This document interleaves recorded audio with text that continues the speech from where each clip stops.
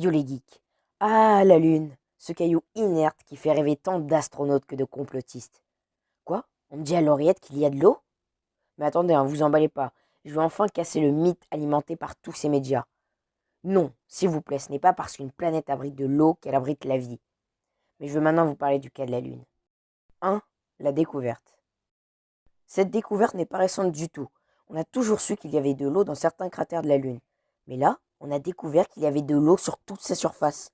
Environ un demi-litre d'eau par stade de foot. Ça a été découvert par un télescope sur un avion.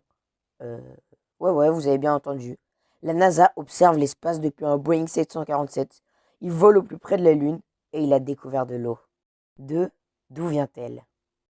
C'est vrai ça. D'où vient cette eau? Ce seraient des astéroïdes et des comètes qui contenaient un tout petit peu d'eau et qui, il y a des milliards d'années, auraient frappé la Lune. Mais ce n'est que l'hypothèse la plus plausible. Ça aurait très bien pu être des extraterrestres hyper évolués qui auraient mis des océans sur la Lune. Et ouais, non, en fait. Mais tout ça pour dire que l'eau aurait pu arriver de mille et une manières. Mais bon, pour l'instant, l'hypothèse la plus plausible reste celle des astéroïdes. 3. À quoi cette eau nous intéresse-t-elle? Là, je rentre dans le domaine de la science-fiction. Pas si lointaine, car SpaceX a déjà pensé quelque chose de similaire. Imaginez qu'on crée une sorte de rover lunaire qui récolterait de l'eau sur la Lune. Il parcourrait en moyenne un terrain de foot entier et récolterait approximativement 50 millilitres d'eau. En plus de ça, imaginez une base qui serait dans un des cratères toujours à l'ombre de la Lune. Dans la base, des plantes pour manger et créer de l'oxygène. Le robot qui ferait des allers-retours avec l'extérieur avec son réservoir de 10 litres d'eau.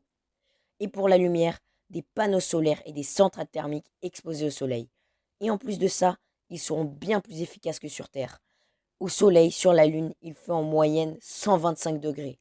Ça contraste avec les moins 225 à l'ombre. Mais une fois installé, on pourra s'en servir comme comptoir spatial pour enfin coloniser Mars. Mais ça, c'est le sujet d'une prochaine vidéo. En attendant, abonne-toi, lâche un like et on se retrouve pour une prochaine vidéo. Ce n'est qu'un au revoir.